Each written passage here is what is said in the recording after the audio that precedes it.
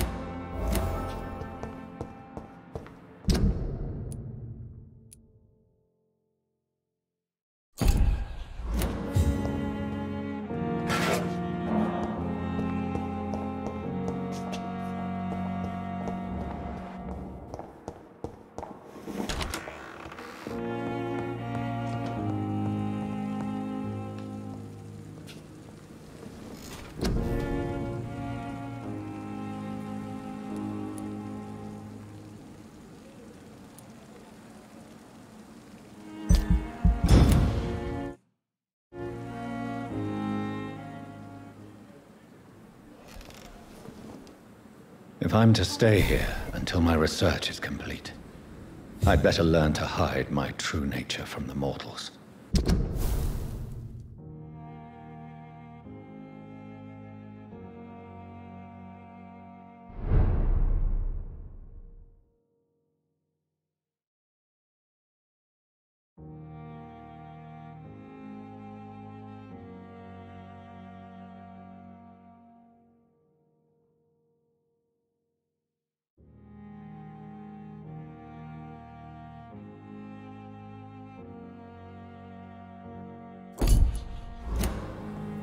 What about my thirst for blood?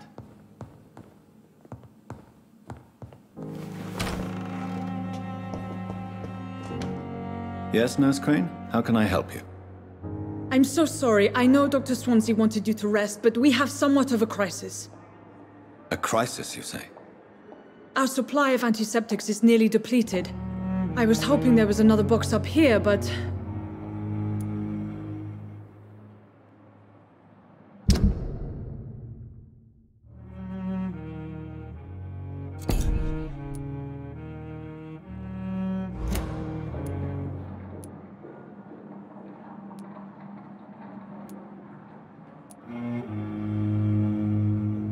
Sorry, there's nothing here. Some of the patients won't last the night without them. Honestly, sir, I'm beside myself. I may have a solution. In France, during the war, drugs shortage was a daily problem, and we had to use our wits to overcome the shortages. However do you mean? If combined correctly, certain household chemical products can be used in a pinch instead. Now, where's the hospital storeroom? The storeroom? Fat chance. This is the Pembroke, and space is luxury we don't have. Everything used to be stored in the old morgue. Perhaps I should look there first. Where is this morgue? It's the large building behind the hospital. You'll need to go in the back door because it's been sealed off for sanitary reasons. Take this key. It opens a small back entrance at the end of a narrow street. The abandoned morgue behind the hospital.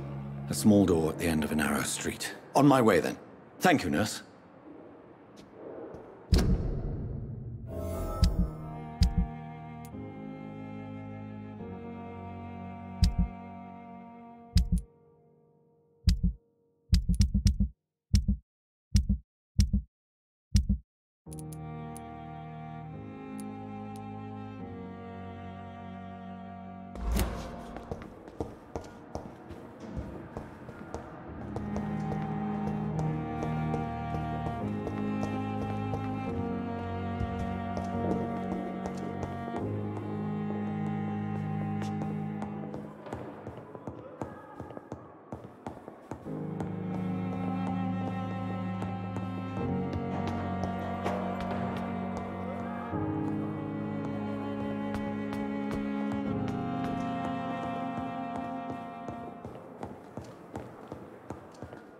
Not now.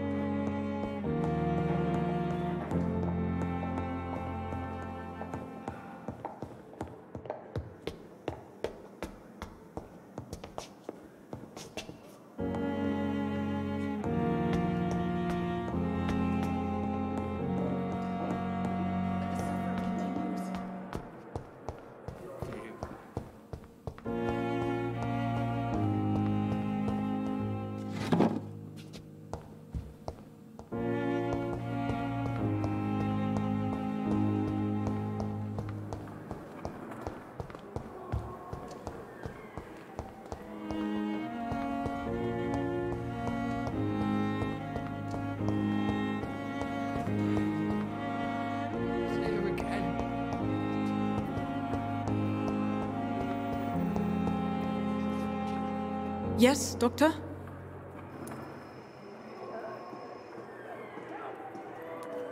That's all for now, Nurse Crane, thank you. Good evening, sir. I'm Dr. Reed. I believe we're going to be colleagues. Reed? Yes, I've been informed about your arrival. I'm Waverly Ackroyd.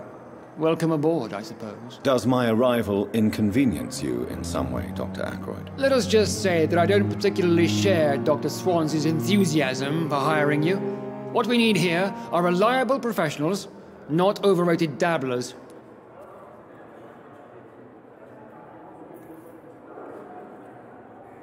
Do you need my assistance? Not at all. I'm sure that you are used to gaining people's trust with your impressive skills. Well, it will not be the case with me.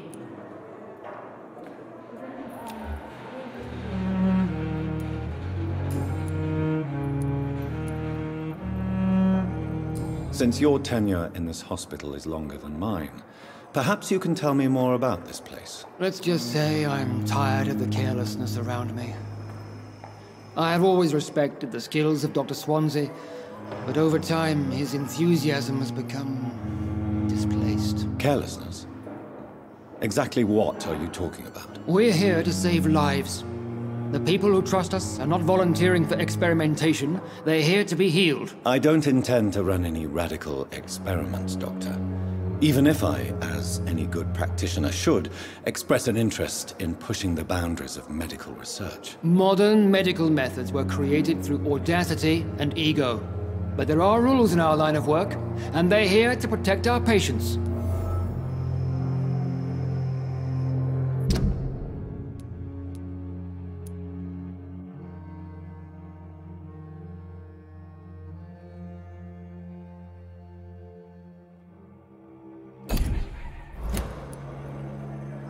If you have a problem with me, Dr. Ackroyd, please feel free to tell me. Dr. Swansea has imposed your presence on this hospital without asking anyone's advice. The benefit of his position. But I don't agree with it. I know we've never met before, but I believe this hospital could use all the help it can get. You will agree with that, I'm sure. Oh, but I have heard about you, Dr. Reed. Of course you can't say the same about me, since I have not wasted my time courting the press.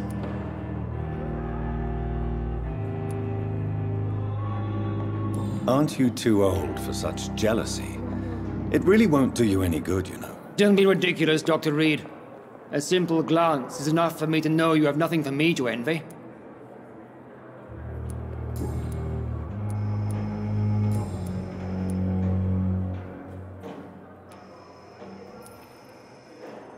I don't know what you've heard about me, but I have already proved my value as a practitioner. I don't question your skills, Dr. Reed, but your motive. Is it money, fame, or are you truly dedicated? And what exactly is that supposed to mean? I served in the war just like you. But unlike you, I did not use the wounded to play the modern sorcerer. Be careful what you insinuate, Dr. Ackroyd. I only want you to admit you used those men to improve your theories.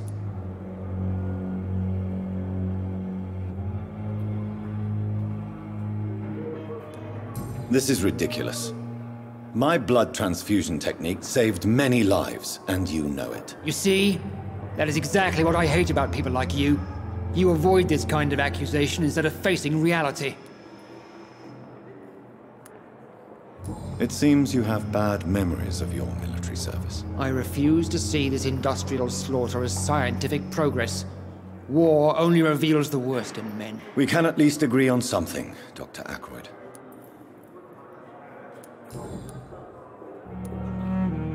Thank you for your time. We'll talk later.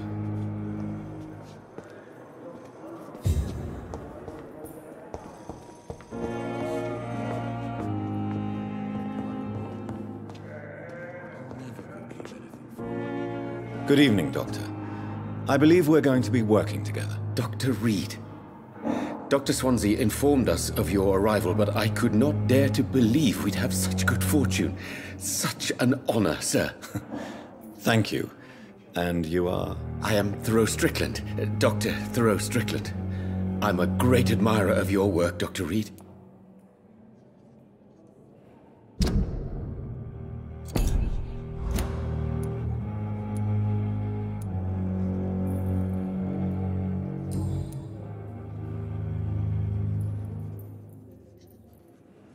Please, could you tell me something about yourself? I'm a great admirer of your work concerning blood transfusion, Dr. Reed. I run my own experiments. I'm convinced it's the future.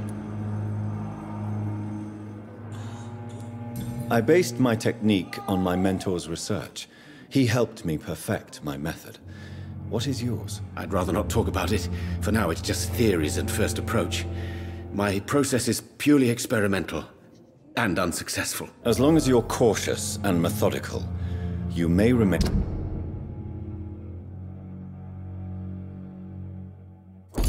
empty-handed, but you won't fail. You're not the first one to warn me, but I am convinced knowledge is the main weapon against the ravages of this epidemic.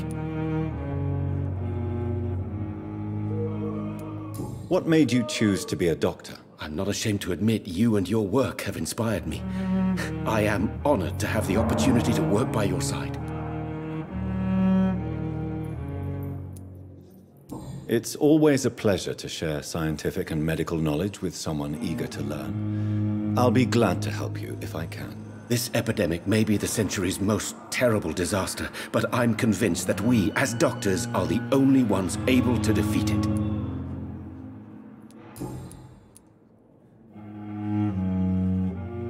What can you tell me about the Pembroke? Well, it has always been an honor to work with Dr. Swansea. But with your arrival, I can't think of a better opportunity to learn about blood transfusion. Do you need help with anything in particular? Well, yes, maybe. I'm waiting for a batch of products I ordered for my personal research, yet my supplier seems to have vanished. Do you want me to play the errand boy for you? Oh no, Dr. Reed. But if you went personally to his shop, what with your reputation and all, he wouldn't dare to refuse the products I need. I see. Well, give me the address, for I may pass by if I have time. You seem quite optimistic. It's a rare and precious attitude in these difficult times. I'm convinced that this epidemic is a test of endurance and dedication for us men of science. Questions remain about our capacity to resolve the situation. True. Last summer, during the first wave of the epidemic, I used to joke with Milton about the extra work. We're not smiling now. What do you think of Dr. Ackroyd's aversion to modern medical methods? It's a shame he's so narrow-minded. Dr. Swansea taught me that science is about exploring uncharted territory. I'm convinced that's true. With the influenza and all that's going on, you should put your differences aside, don't you think? Why is it so difficult to work together? I believe that if Dr. Ackroyd had been the one to discover the transfusion process, he would be the first to recommend its use. So you believe it's just a question of jealousy and pride? Dr. Ackroyd is as proud as he is blinded by his obsolete concept of medical science.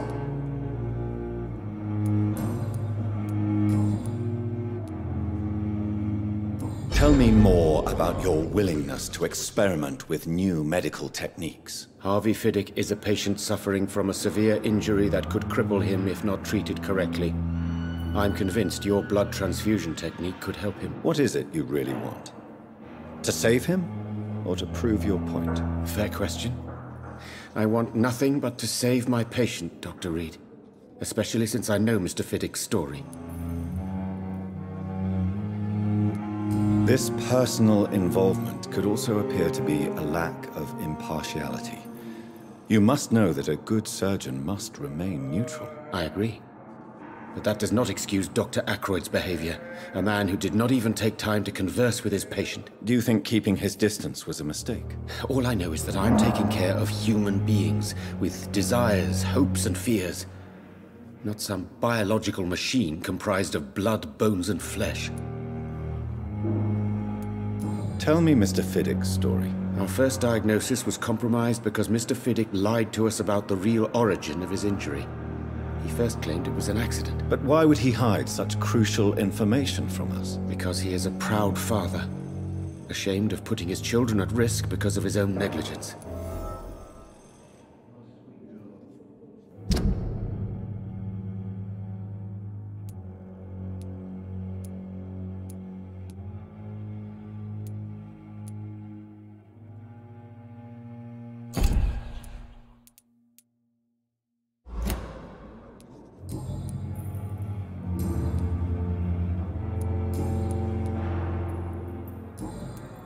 Goodbye, Dr. Strickland.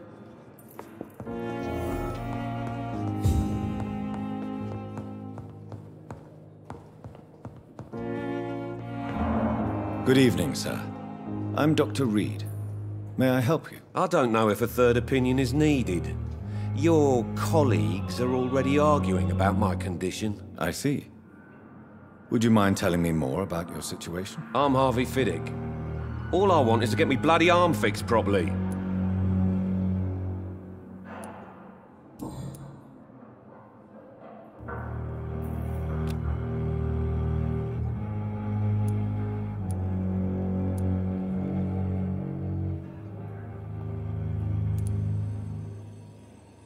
Are you satisfied with your treatment here? Well, it's clear that I've chosen a bad time to be injured. Forgive my bluntness, but you seem overwhelmed by cases of the flu. I won't lie to you about it. I'm afraid we are. Are you sure you don't want to operate yourself, Dr. Reed? I have the feeling you're very capable, and your colleagues seem to think so too. In other circumstances, you would be right. But for now, I don't think I can take on the responsibility. My apologies. Tell me about yourself, Mr. Fiddick. I'm just a regular guy waiting to get his arm fixed, so I can return to work and to my family. I was more curious about what you were doing before being hospitalized. I'm a carpenter, and a good one too. But that means I need both arms to feed my family, Dr. Reed. Tell me about the doctors who are arguing about your case. Strickland and Ackroyd.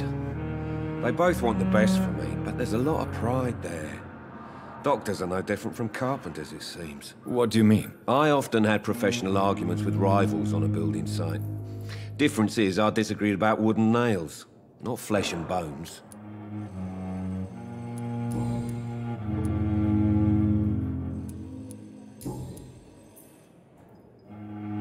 Tell me about your injury, Harvey.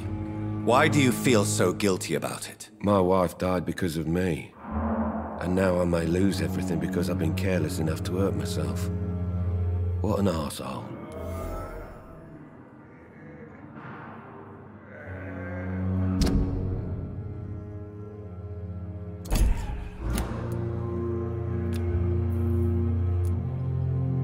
How could your job be responsible for your wife's death? I was working a double. She went out to bring me a hot meal and got caught in a German bomb raid. You can't hold yourself responsible for your injury, Mr. Fiddick, unless you tried to hurt yourself. Of course I didn't hurt myself. But I can't work until my arm is fixed. My children need to eat, Doctor.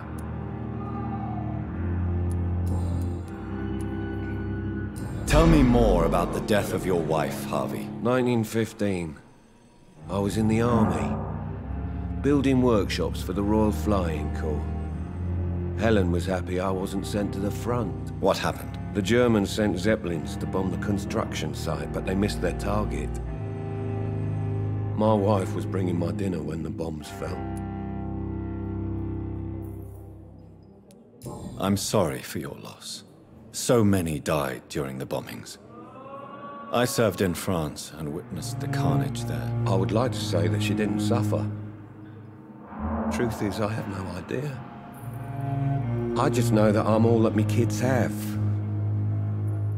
Poor little bleeders. How are your children after losing their mother? They were smaller then. The only good thing about this is my Helen didn't bring them with her that night. Is there anything else that's bothering you? Can I help in any way? I'm all right. Considering the state of this place, I should consider myself lucky, I guess.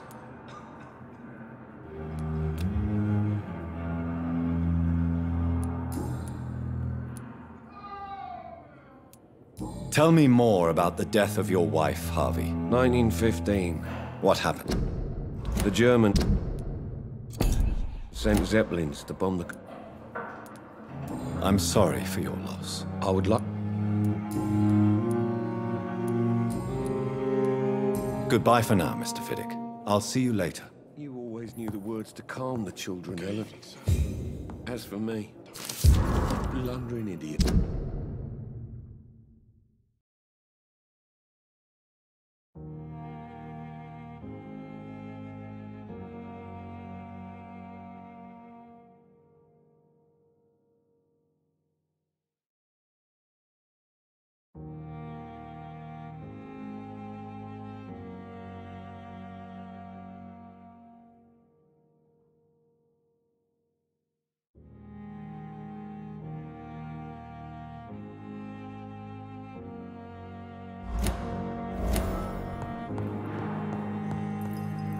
Good evening, Mr. Fiddick. Good evening, Dr. Reed. Any news about my operation? You seem worried about the safety of your family. And it's obviously the reason why your wound troubles you so much. I cannot give up on my children now. They both need me living. What about their mother, if I may ask? She died in 1915 during one of the first Zeppelin raids. We never found her body.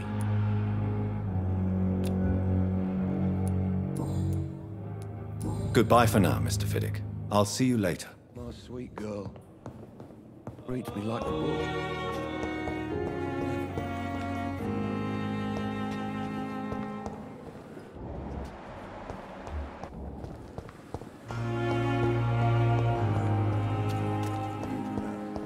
I met him in New York once. If only there were more of us, with less resignation. Good evening, sir. So it is true. The famous Dr. Reed has joined us. I can't think of any better news during these terrible times. Do we know each other? Actually, yes. We met once before, at the Rockefeller University in New York. Dr. Tippett, yes, I remember. I was assisting Professor Carell in his research about coronary bypasses. He had nothing but praise for you. He was also very confident about your future. And look at you now. Eminent surgeon and blood transfusion specialist.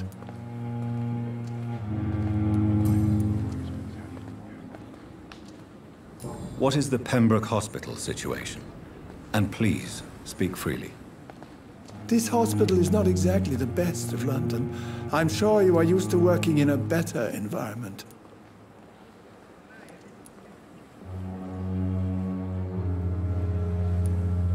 It's more than enough. In any case, the personnel of a hospital are much more important to me than the building. Don't be misled by appearances, Dr. Reed. This hospital does not lack talented people. It just lacks hope. What can you tell me about the staff in the hospital? Some are really good, and others are not so good. But during this troubled period, there is no time for slander. I prefer to focus on the positive character traits. Tell me more about cherished people, then. Nurse Brannigan is a pearl. She is the most helpful and dedicated nurse I've ever worked with. A clever and cheerful woman. You really seem to admire her skills. I'll go even further. If she was a man, she would be a damn fine practitioner. Any opinion about the management? I don't always agree with Dr. Swansea's reserve, but I must admit he does all he can to keep this facility running during this crisis. Ah, yes, the burden of command. I was fed up with this concept while serving as a medical officer. Don't get me wrong. Swansea's a good administrator. I just wish he would get out of his office now and again.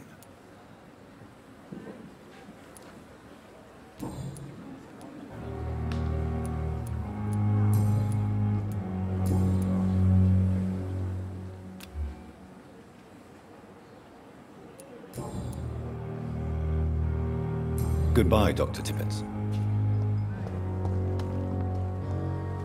Good evening, sir. I'm Dr. Jonathan Reed. I'm new here. I've already heard about you, Dr. Reed. I'm Milton Hooks, the ambulance driver for this shithole of a hospital. That's quite a blunt introduction, Mr. Hooks. You can call me Milton. I like to speak my mind, Dr. Reed. Perk of the job. Don't judge me, and I won't judge you. I'm not sure I understand what you're talking about. Well, I'm no doctor, but I'm pretty sure a gun can't be used as a surgical instrument. You have a keen eye. I learned to shoot during the war, and have carried one ever since. Old habits die hard. No need to explain, Dr. Reed. And if you ever need a better gun, remember, I may have something for you.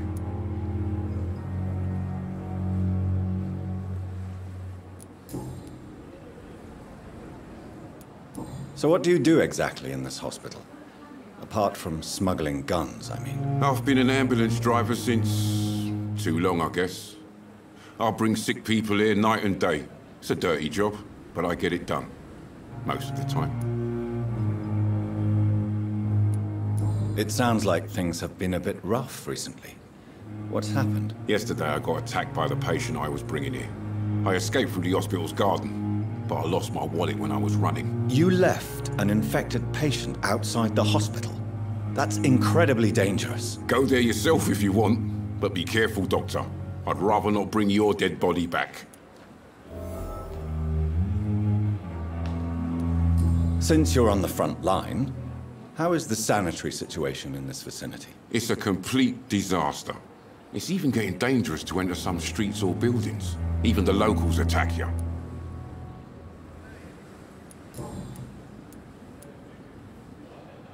How is the situation around here? You want to hear the situation is all right? It's fucking awful. We lack everything, and it's getting worse every day. Are you really smuggling weapons through the hospital? And why not? I've already been attacked by patients, you know. And by gang members willing to steal my money. But you're not defending yourself. You're selling guns to civilians. You keep people alive your own way, Doctor. I offer them another way to protect their health.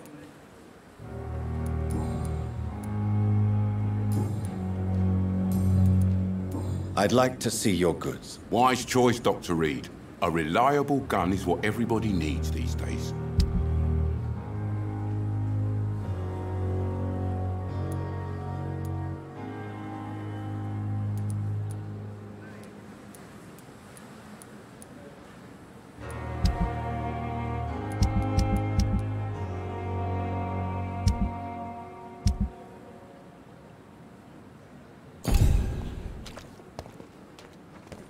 Still standing after this epidemic.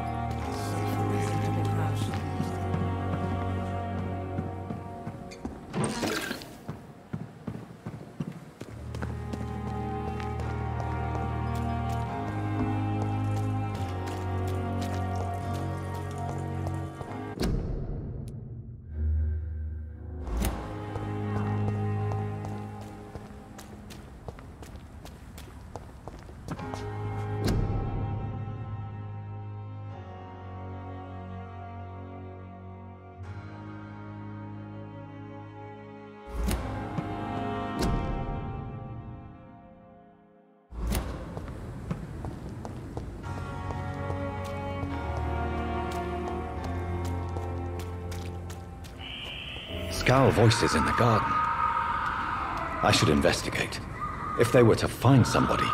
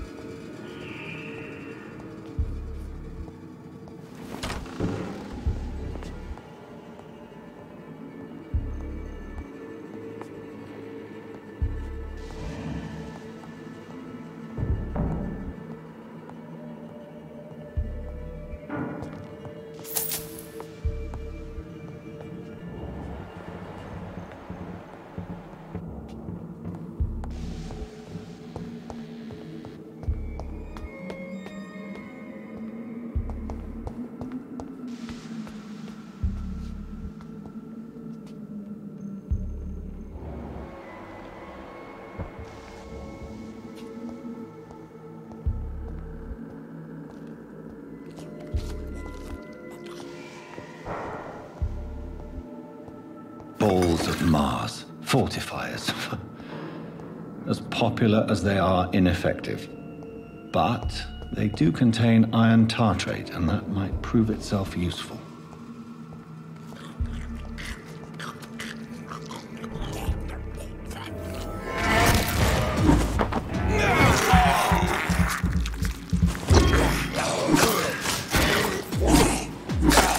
Behavior is similar to the infected William Bishop. Must be the same strain. This sickness moves faster than influenza.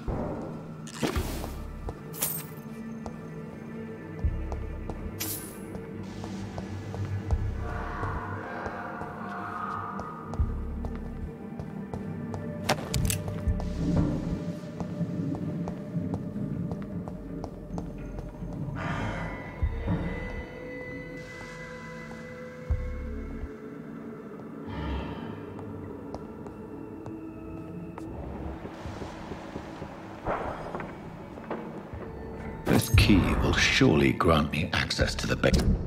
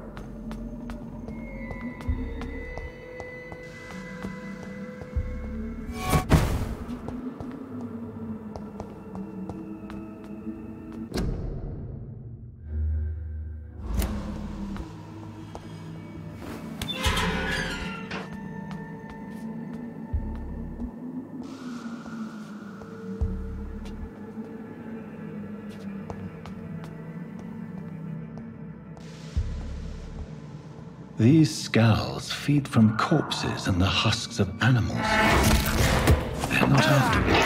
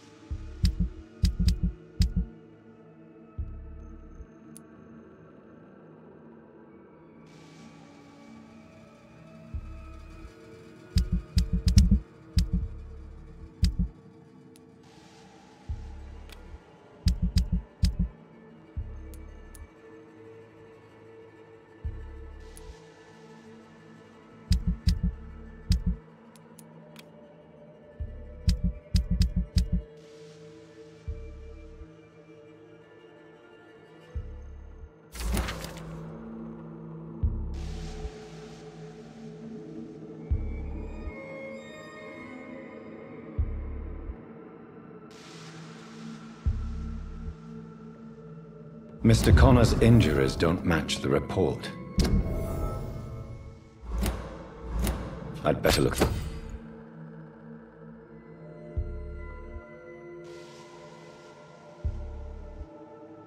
into this.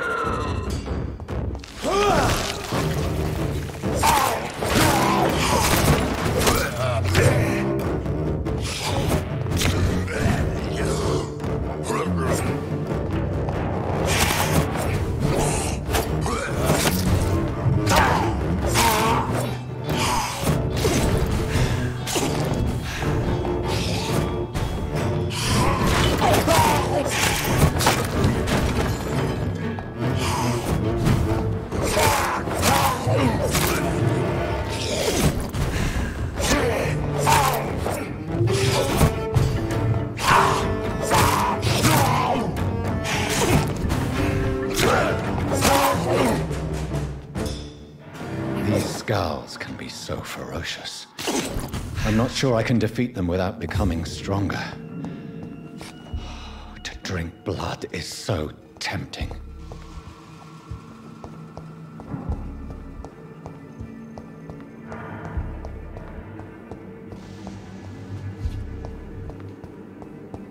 Sodium hypochlorite.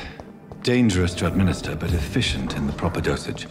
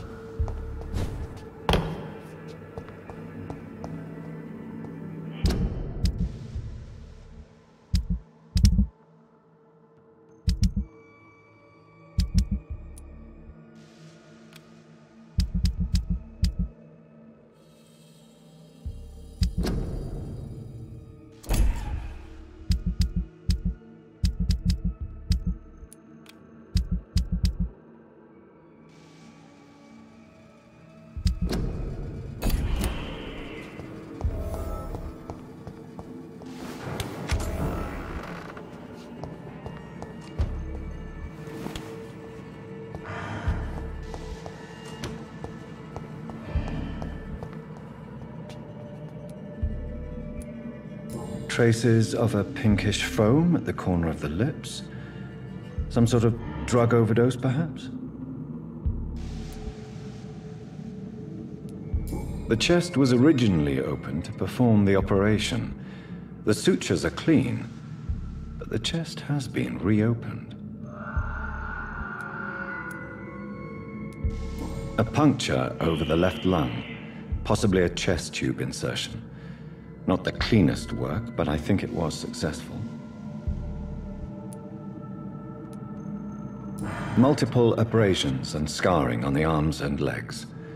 Old and distinctive injuries of a sailor or a fisherman. Signs of internal bleeding.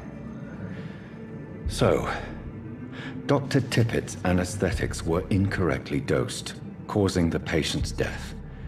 And then he tried to operate on him again. Tippett has made an egregious error. It's time we talked.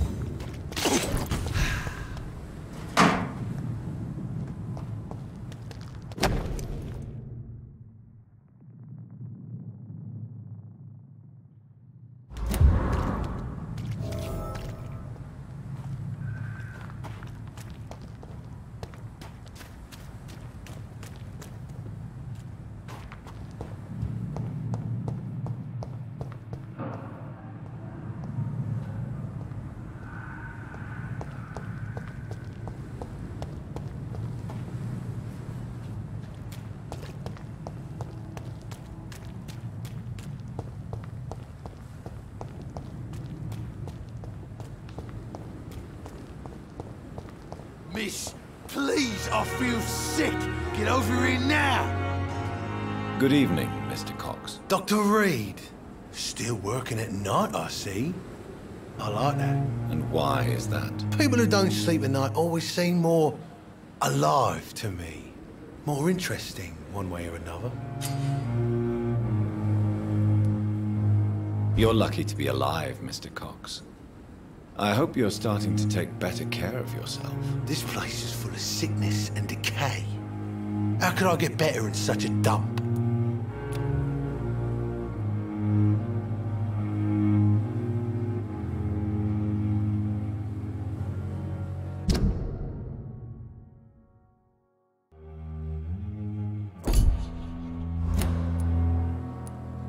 Consider yourself lucky that I'm treating all of my patients equally.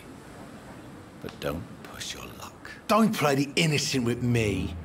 I'm sure you have good reasons to act this way. And also weaknesses that can be exploited.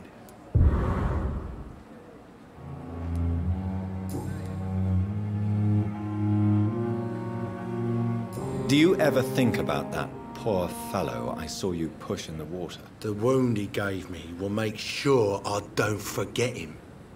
Still fucking hurts. Boss had cut me good. That man was determined to murder you. You almost died. What a surprise. The first time I met him, he nearly shit himself. Fucking coward. I guess revenge gives you balls. What did he want? Revenge? I recently had to kill his brother. Poor arsehole thought it would be easy to return the favour.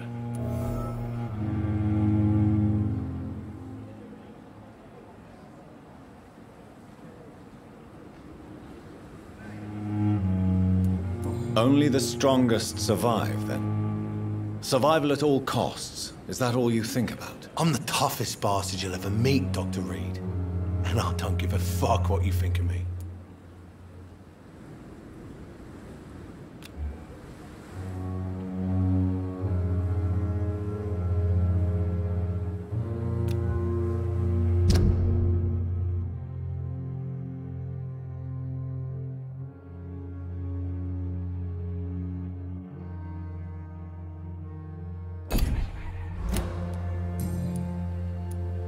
How is your hospitalization going, Mr. Cox? This is a shitty place with shitty staff.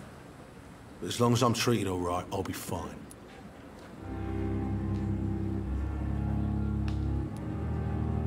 What's wrong with the Pembroke staff? That bastard you sent to bring me here, Milton, I thought he was going to break all my bones before I reached my bed. I see.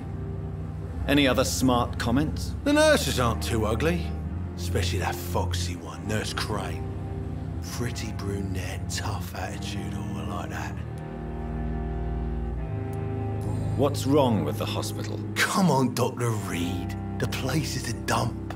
Smelly, sad, and dirty. But you're alive thanks to the efforts and dedication of the staff here, aren't you? What are you expecting, a medal? I thought that saving lives was just part of the job. Must be an unsatisfactory profession at this time, I'm sure.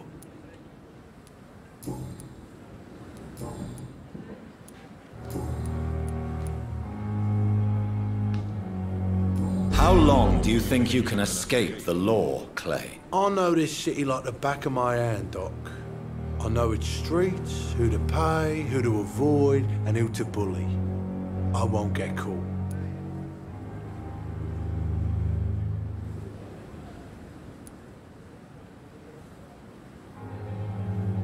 If blood and violence is all you understand, I'm sure it won't be long before you meet them, Mr. Cox. I ain't afraid of death. I don't hide who I am. I live my life honestly, which is more than I can say for most folks. And who are you, then? I'm the leader of the Wet Boot Boys. One day, I'll leave this shitty place and punch in the face all who thought I would not come back.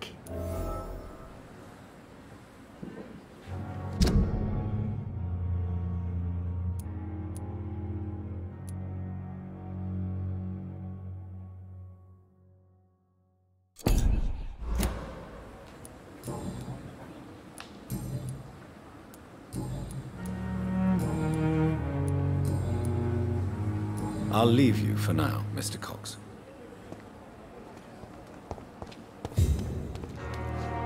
Hey, Doc.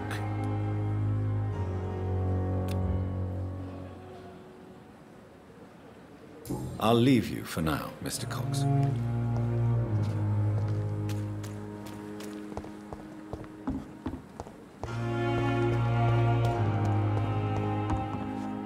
Good evening, Milton. Good evening, Doctor. Still trying to save lives? I have some good news, Milton. What? The epidemic's over? I retrieved your wallet, with all the money and a certain picture. Well, yeah, Pippa Hawkins is my girl. So what? Is it the difference of skin colour that bothers you? Not at all, Milton. Good. Please, take this money anyway, to remind you to keep your mouth shut. Not everybody's as broad-minded as you, Dr. Reed.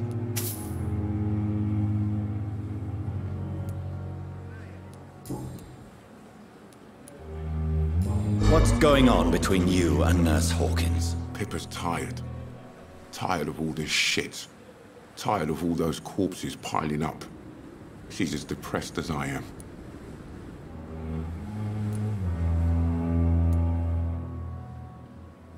You do realize you could both get fired.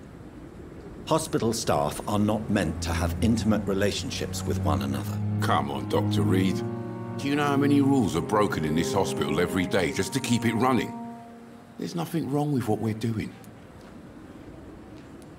During the war, I witnessed a few couples just like you come together in difficult circumstances. It can be very damaging. Maybe you're right. But we support each other. And that's all that matters.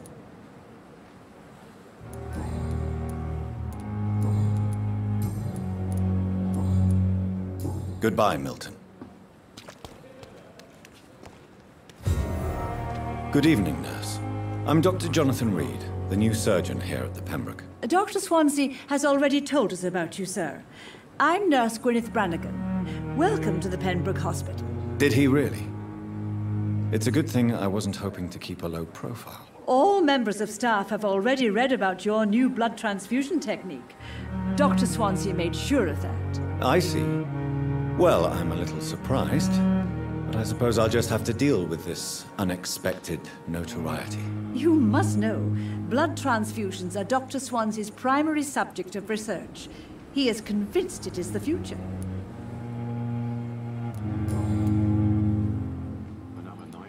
I'm not familiar with all the staff yet. Perhaps you could help me. Brilliant professionals, most of them. Dr. Swansea has a gift for recruiting talent. Most of them. Is there a problem I should know about, nurse? It would be inappropriate for me to speak ill of a colleague. Is there anyone that stands out? Well, I have never met someone as dedicated as Dr. Tippett's. He should be a standard for us all here. If only he were younger. Why should his age be a problem? I guess it's fair to say he's always pushing himself to the limits. He just doesn't know when to stop and get some rest. Nurse Brannigan, if you do know something, please tell me. Anything you say will be held in confidence. No. I may disagree with some conduct, but in the end, everybody is doing their best.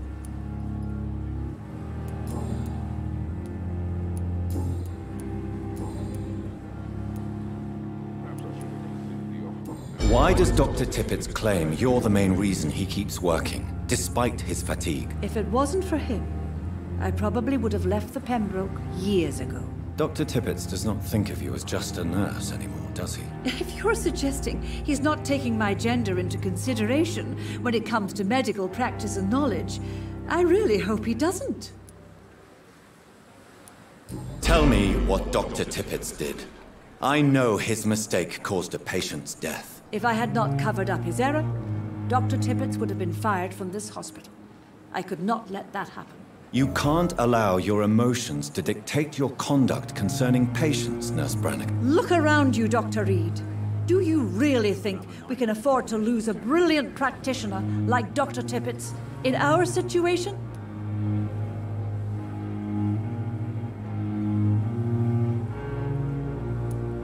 Perhaps you did it with the best intentions, Nurse Brannigan, but you took a great risk. Must I remind you that a man died? You mean you've never made a mistake? Never covered your tracks? Come on, Doctor. I wasn't born yesterday.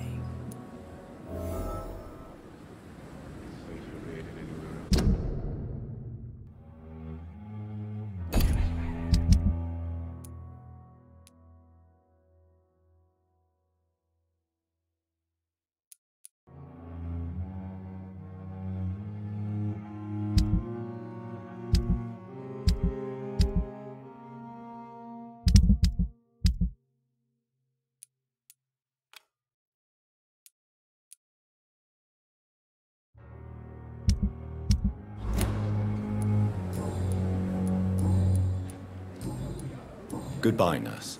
Call me if you need assistance. Good evening, Dr. Tippett. Dr. Reed, any good news to share?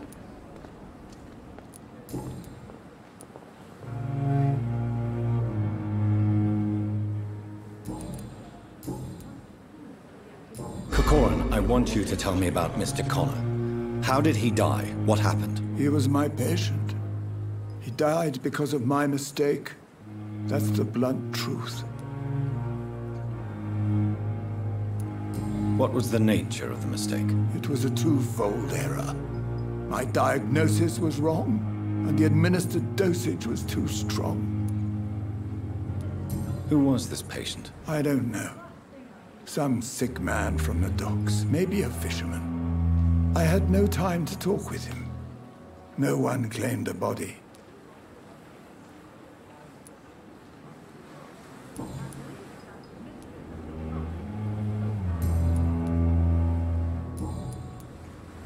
You're exhausting yourself, Corcoran. Maybe you should think about preserving your strength.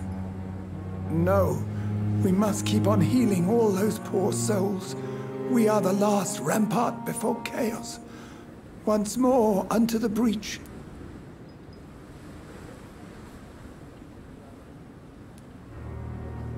You've nothing to prove, Dr. Tippett, to anybody, and we all praise your experience.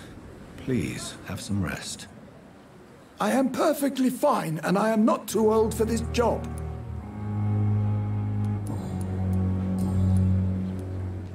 Corcoran, I want you... He was my... Why not stop... Are you mad?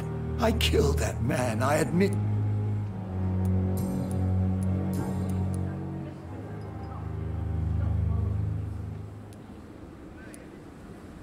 I will cover for you, Dr. Tippett, by keeping what happened to Mr. Connor to myself. I don't know what to say, actually. I can't exactly force you to become my accomplice. You didn't force me. This is my decision to make.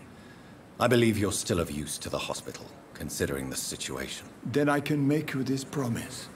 As soon as the epidemic is eradicated, I will resign.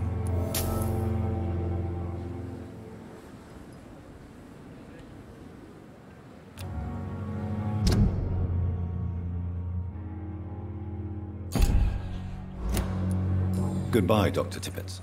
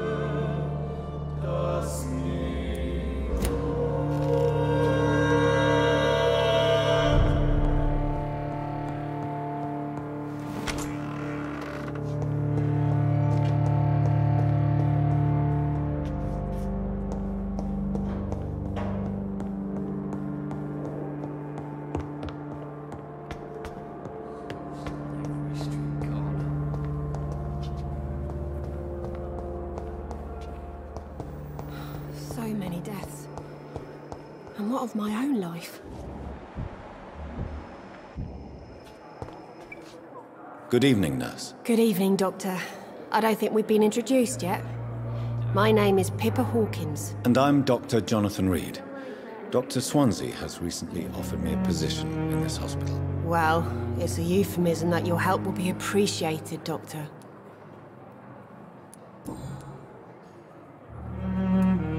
How long have you been a nurse? Well, long enough to see that the epidemic is winning. And no matter how qualified you are, don't tell me you'll change that. You'd be surprised what dedication can achieve, Nurse Hawkins. In medicine, sometimes we're just a test result away from a miracle. Sorry, Doctor.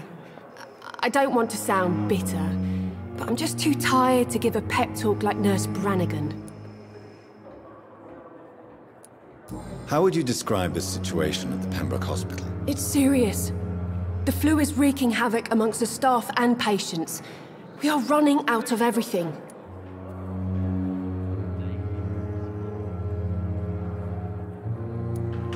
Nurse Hawkins, the Spanish flu won't last forever.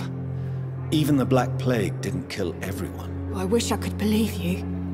But what if this epidemic was worse? What if in the end, nobody was spared? You must get a hold of yourself, nurse. Sorry, I'm exhausted. No one has any idea when this epidemic will be over. How is the Pembroke staff coping with the epidemic? Well, not well.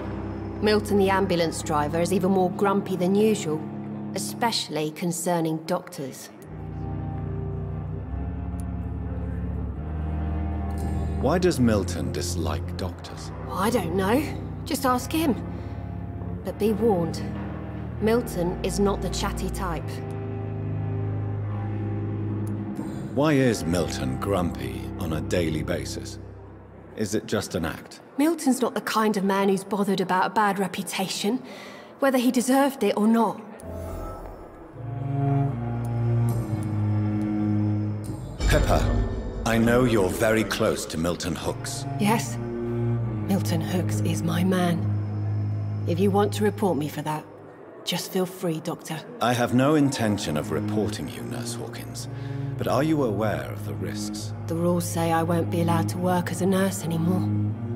But here at the Pembroke, we break rules all the time. Is he worth the risk? Hey, I'm no perfect woman, and Milton is not the finest bloke. But we do our best to get by. That's all any of us can hope for nowadays.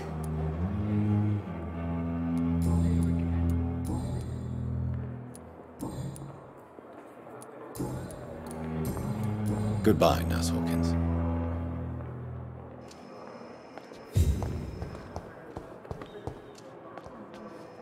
Good evening, sir. Can I help you? Unless you're here to fix my face. No.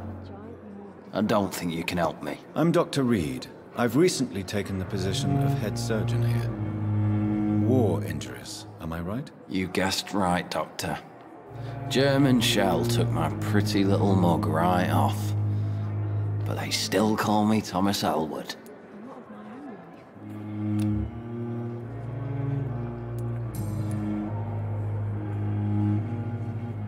How is your stay with us, Mr. Elwood? Oh, it's bliss.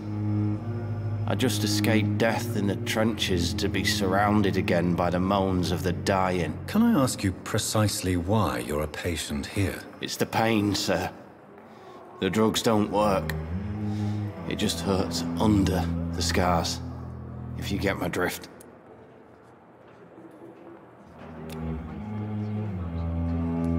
Who is treating you? Is someone in particular looking after your case? Nobody since the old and tired doctor spoke to me. Started to think I was forgotten about. Wouldn't blame you. You don't seem worried by that. My face hurts so much more when I smile or cry. I've learned it's easier not to speak. But be assured I'm smiling inside. Can I do anything for your pain? Nurses gave me a bunch of pills. No effect. Told you. It's like the flames are under my skin, burning away. Why do you feel responsible for the injury, Thomas? What really happened? I wasn't disfigured by any German shells. It happened during my leave. It was an accident. Tell me what really happened then. I went with a whore in Rouen. Dead drunk I was. The hotel was a shithole. There was a fire that night. Did you start the fire? Were you trying to avoid going back to the front? That's not uncommon, you know. No. It's just that I was asleep when the flames reached the room. The girl was long gone. Bitch never woke me up. Left me to burn. Why lie about it? Come on. It's one thing to come back disfigured by the Germans, and it's another to get injured in an accident that could have happened to anybody.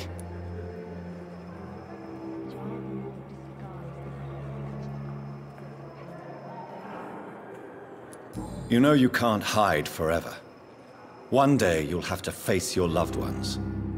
Until that day, you have no chance of real recovery. My friends all died in the trenches. It's shameful enough to be alive for these stupid scars. I don't want my children to see me like this.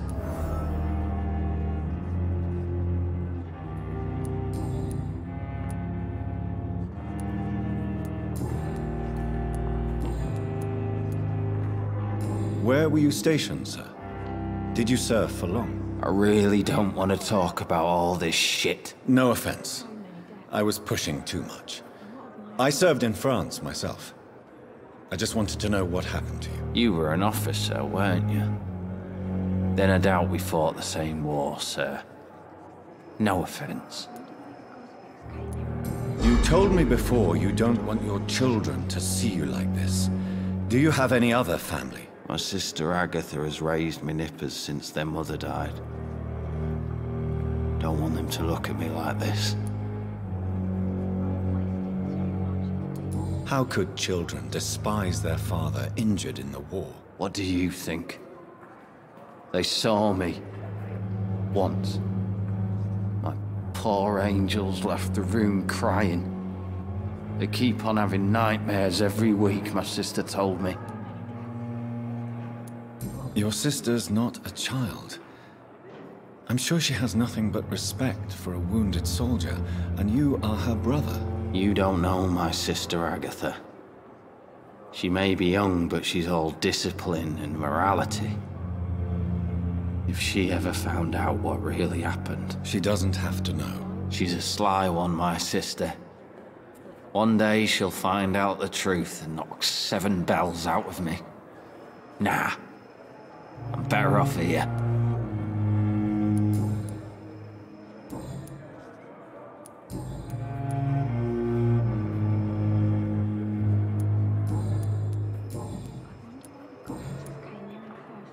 Goodbye for now, Mr. Elwood. Disgust on the daily routine. Good evening, Mr. Hampton. How do you feel? Dr. Reed, is it? Oh, so what do you mean? I was not myself in the factory. Fear and exhaustion made me say awful things to you, I'm afraid. You remained perfectly nice and polite. A little delirious, perhaps. But who wouldn't be after enduring an abduction? Thank you, Doctor. That's a relief. Now all I need to do is rest and return to my flock.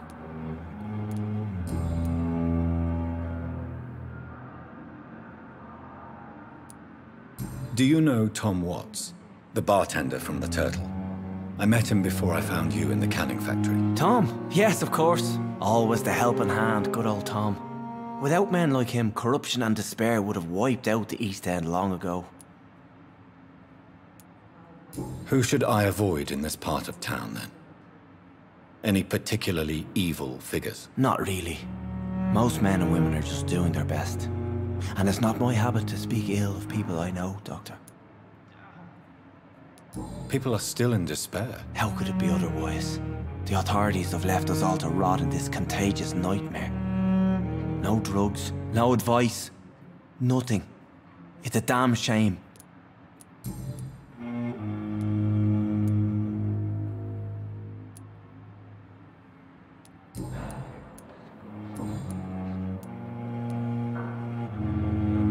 Have you made friends since you arrived? Not really. But I recognize Miss Harriet Jones.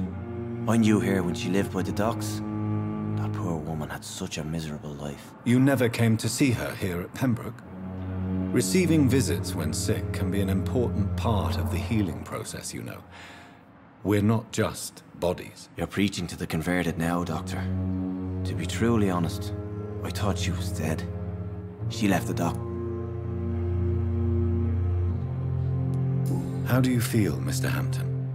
Medically speaking, I mean. I feel exhausted. Beyond exhaustion, actually. William drank so much of my blood in his madness. I feel empty. You're in good hands here. Dr. Swansea is well versed in blood transfusion, and I'm sure he'll take the best care of you. Thank you, sir. I believe all I need is rest. And then I can go back to the people who need me. What do you do for a living, Mr. Hampton? I can't help but notice the cross around your neck. I manage a night asylum for the poor and homeless of the docks.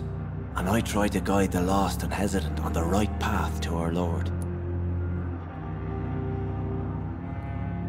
Why didn't you use your cross against William Bishop? To repel him somehow? That's a very strange question, Doctor. A cross is no magical token, if that's what you were trying to say. Not mine, anyway.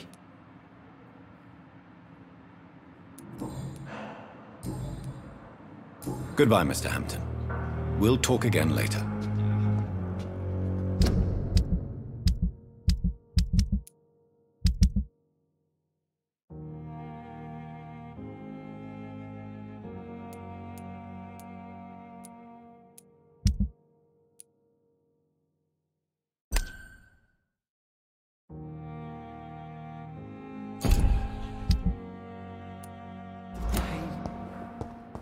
It's locked.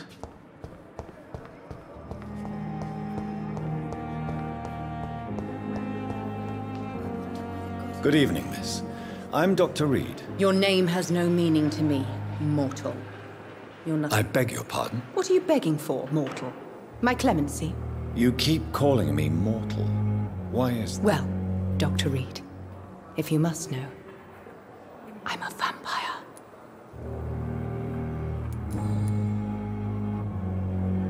And why do you believe you're a vampire? I don't need to believe anything. It is what I am. It is what I feel within this hollow shell of flesh. Please, describe to me how you feel. What is it like to be a vampire? I can hear my body crumble from the inside as my flesh cracks and fades. I sense the last pulse of postulant blood within my drying veins. I need new blood. I see. Have you ever heard of Cotard syndrome, Miss Howcroft? Never. It's a mental illness discovered by a French neurologist named Jules Cotard. The affected patients are delusional. They believe that they are putrefying, that they are dead, a ghost or a ghoul, or in your case, a vampire. Delusional, you say? Oh, sad and petty mortal. You can't even begin to understand the concept of immortality. And you think it is I who am delusional. I'm assuming you must be a patient here. Am I right, Miss Howcroft? It's only a cover. To hide from my enemies. I can leave whenever I want. As a woman, a spirit, fog, or bat. The staff here are not your enemy. They're here to help you, to care for you. I'm not speaking of the doctors in white. I'm speaking of the men and women who hunt me. For I am a vampire. I see. Don't worry. These people will not find you here. I'll personally make sure they leave you alone. Thank you, mortal. But do not interfere with them, for you are no match for those that hunt me. Who are these enemies you mentioned? Can you describe them? I cannot say for sure. But I sense their eyes on me from nearby. I feel them watching me every time I visit the garden near the morgue.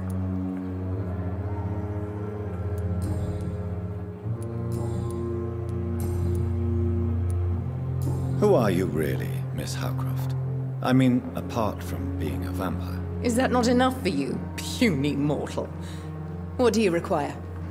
Proof of my powers? I'm curious to know who you were before becoming a vampire. Oh, such a long time ago, I don't remember. Centuries of unholy life can have strange effects on one's minds, you see? I'll leave you, Mistress of the Dark, to your nocturnal activities.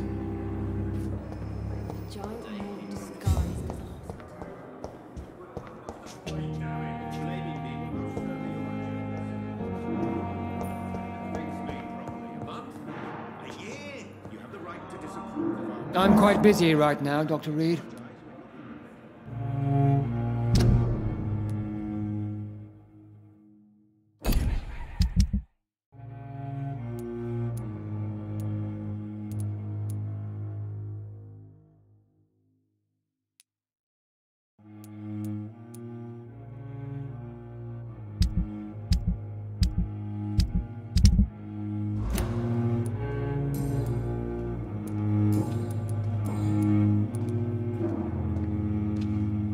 Tell me, Waverley, what do you think of Dr. Strickland's enthusiasm for his experimental research? Strickland is playing with his patients' lives for pride and glory.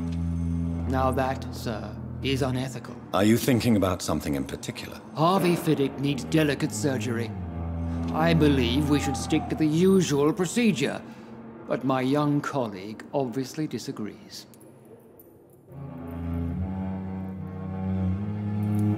And are you not afraid that your rivalry with Strickland may be blinding you? Rivalry? I guess you could call it that. But I will never be childish enough to let my personal feelings affect my judgment.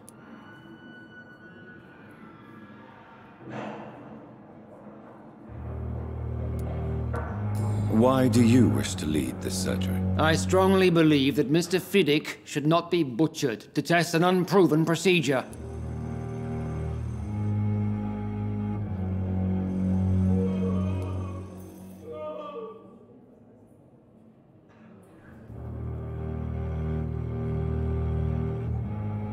I really hope you're right about this, Dr. Ackroyd. I'm trusting your judgment on this. I'm not the kind of man who runs away from his responsibilities, Dr. Reed.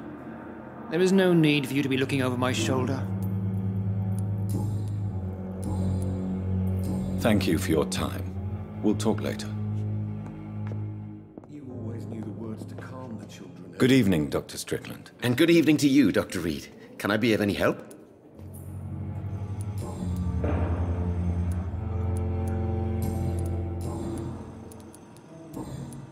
Goodbye, Dr. Strickland.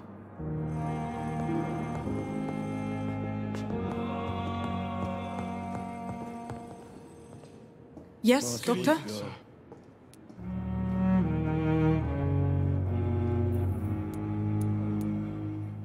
Why then do you always work the nights?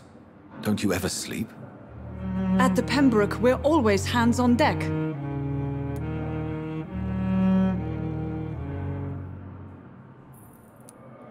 Your dedication to the Pembroke does you credit, Nurse Crane, but when do you sleep? We staff get our sleep when we can, Doctor.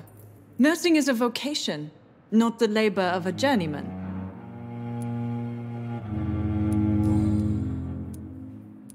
Exactly how bad? It really depends. Please. It's the...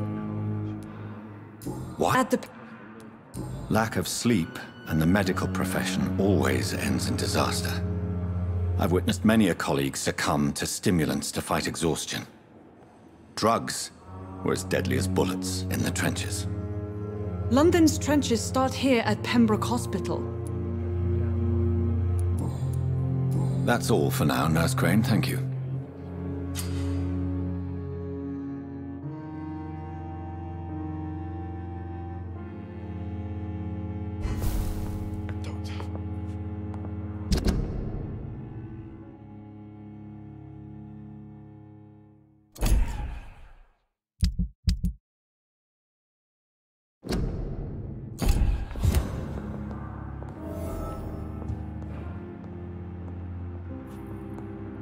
Good evening.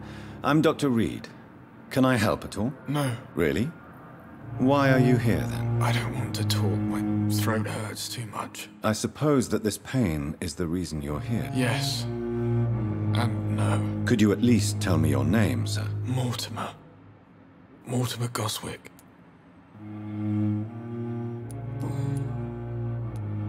Tell me about yourself. I don't want to talk, Doctor.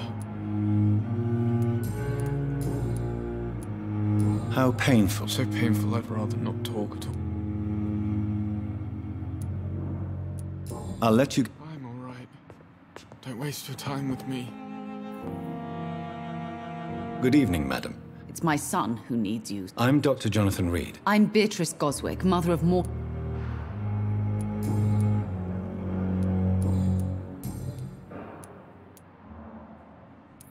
What can you tell me about... Not much to say. Just take care of my Mortimer and I'll cover all the expenses. That's all. May I... I'm a teacher by profession. Are you really that rich? Yes, thanks to my husband. Me. What do you think? I have had the uttermost reservations about... Is there something in particular that... Some of the staff were not especially welcoming. Tell me more about your arrival at the... The ambulance driver was quite rude, for a start.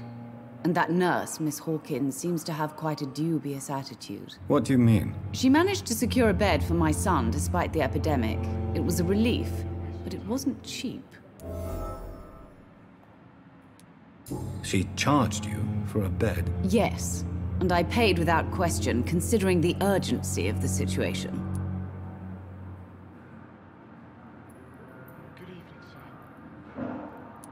I share your concern, Mrs. Goswick. I don't expect compensation, Dr. Reed.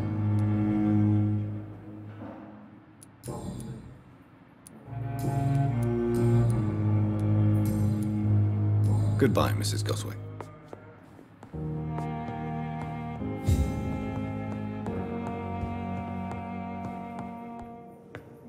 Good evening. Good evening.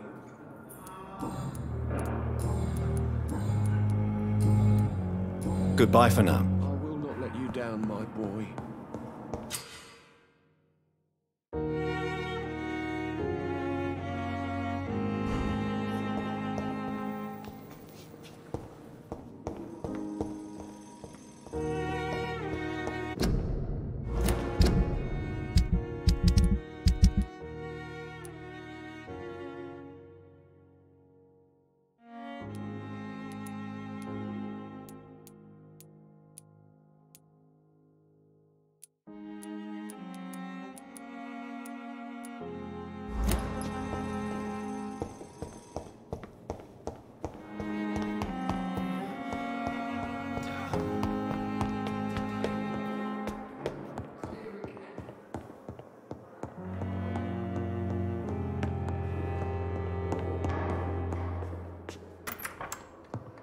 Please, Jonathan, come in. Fascinating, is it not? In the last decade, so many mysteries have been brought to light with our microscopes. The human body, biology's penultimate frontier. The more we explore its boundaries, the less we're able to trace a clear line between life and death. You, my friend, have a foot in both countries. The view must be vertiginous. It's at least as vertiginous as chatting about vampires with you, I would say. This must be all so new to you. This area of town, the hospital, a brand new life. How stimulating it must be. I wish I could share your enthusiasm, Dr. Swansea. But my condition defies scientific categorization. Undead? Unalive? Immortality defies logic. I cannot express my thrill at this serendipitous turn of events. The world's most eminent specialist in blood transfusions, a vampire. One might say a gift from heaven.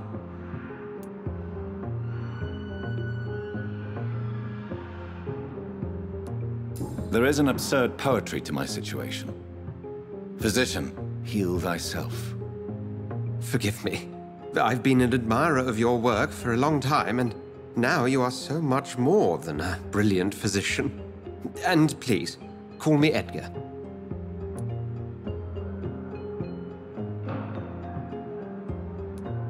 I'm not some doe-eyed student, Edgar. I understand we both have something to gain from this relationship. Very well. I have a task for you, Jonathan. Something that will require all your newfound skills. Please, go on. The Pembroke only survives through the generosity of our benefactors. Unfortunately, our main donor has found herself in a bit of a bind. Now, if you could help her out... A spokesman or politician is what you need. That's not my calling. And until I come to understand what has happened to me, I require discretion. Discretion is in order, Jonathan. Lady Ashbury has recently received rather indelicate correspondence that, if revealed, would jeopardize her position. And you would like me to eradicate this threat? By the stole, of course not. I would just like you to pay her a visit. Her ladyship is certainly near the tents outside, tending the sick. You can't miss her.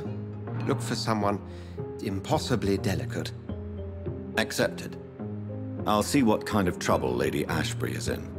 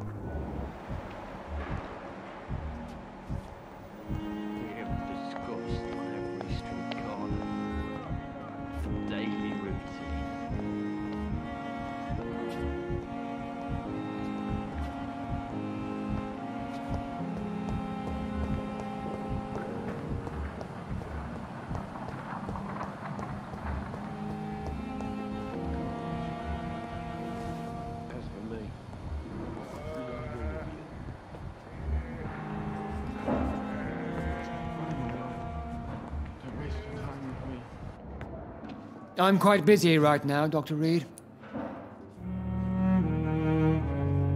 Do you need my assistance? Don't be ridiculous. I'm capable of dealing with this myself. I've just not taken the time to do so. Then you are lucky that I have taken the time to do so.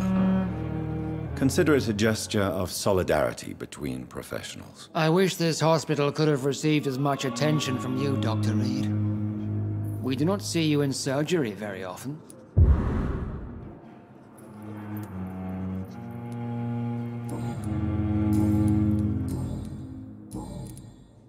Have you heard about any blackmail going on in this hospital? Blackmail? Nonsense.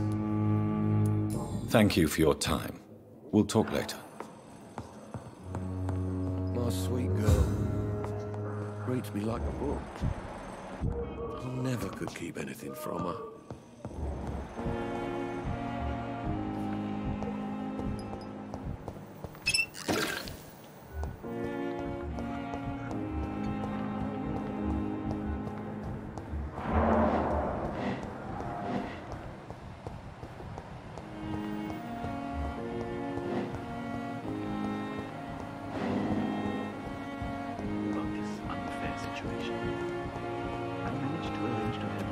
Thelma Howcroft said she was being watched by vampire hunters.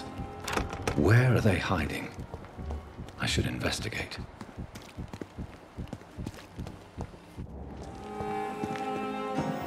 It's locked, all right.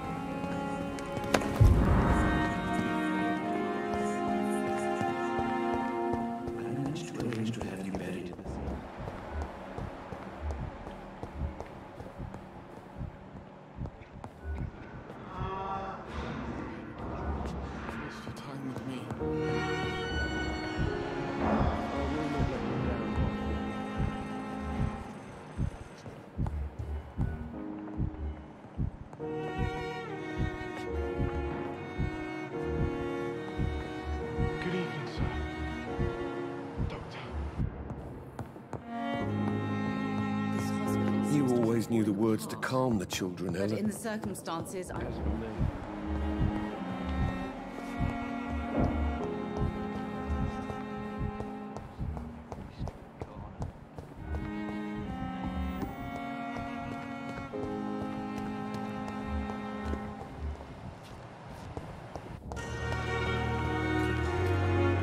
Good evening, Nurse Brannigan. Good evening, Doctor.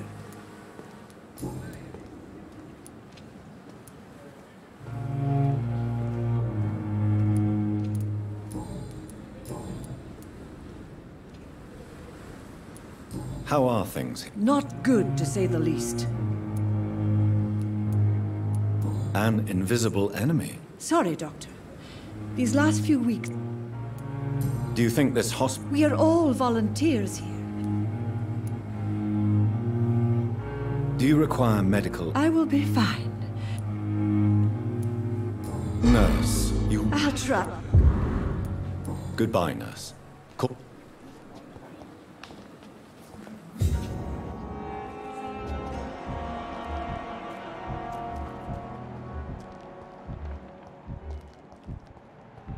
Perhaps I should have considered the offer from that Cadigan fellow.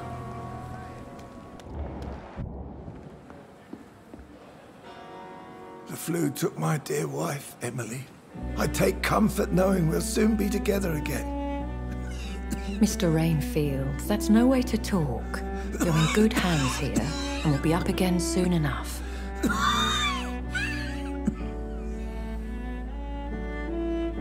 Now do me a kindness and get some sleep. I'll be back round later. Your words are kind, the blessings of an angel. You're the sweet, sweet Lady of Mercy.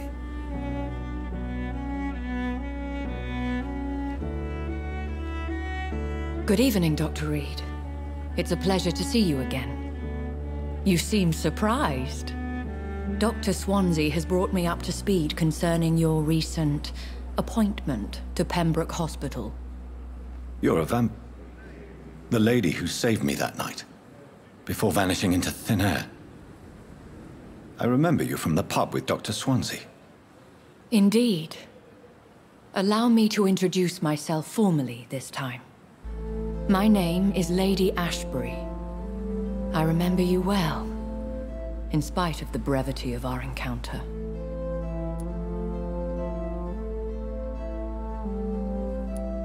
Apologies. You've taken me by surprise. I'm very happy to see you. The pleasure is mine, Doctor. I hope you're more disposed to answer my questions now. You must have countless questions, but our rather urgent matter first. Swansea has explained. My cover, if you prefer, has been compromised.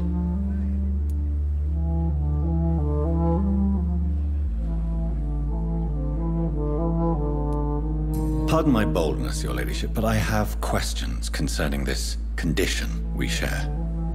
As a newborn, your hunger for answers is rivaled only by your thirst for blood. But the questions need wait. I'm a scientist. My trade is in the deciphering of mysteries, and I need information to feed my mind. I will gladly answer every question you have, but first, prove yourself capable of resolving my predicament without eating the culprit. Dr. Swansea has commissioned me to be your agent in this matter. You could start by explaining what's amiss. These past insufferable weeks, I've been the victim of extortion. I've made a first payment, but the blackmailer grows greedy.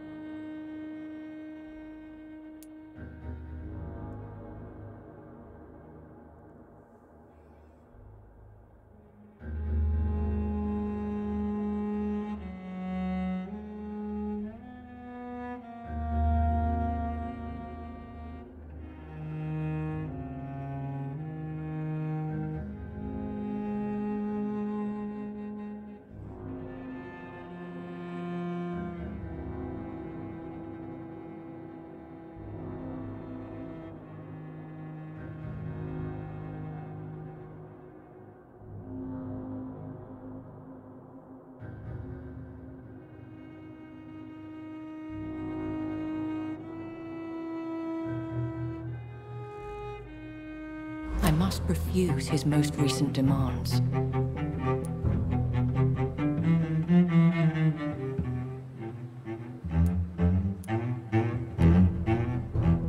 What are your expectations? Please be precise. As the newly appointed surgeon of this hospital, you are in an excellent position to ask innocent questions and deftly learn the identity of my blackmailer.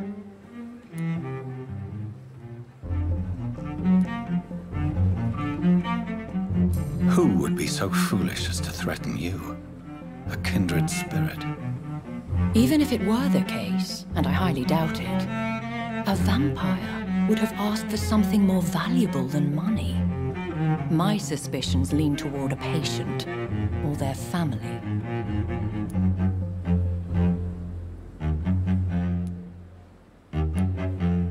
Please continue. Every detail is essential. I'm your man. My embarrassment in this matter is eclipsed only by my shame at having put the hospital at risk. The threat from our anonymous scoundrel is clear. A list of dates. My visits coinciding with the dates of suspicious patient deaths due to massive blood loss. I'll take care of it. Do you know where I should start? If that was the case, I'd settle the matter myself. You could talk to our local gossip, Harriet Jones. Not a pin drops here without her hearing about it. I'll meet that woman now. My life, as others know, is in your hands, Dr. Reed. I'm sure of your discretion, but I do fear your powers of persuasion will be put to the test. When this is resolved, I'll be your obligé. I'll answer all questions in regards of your condition.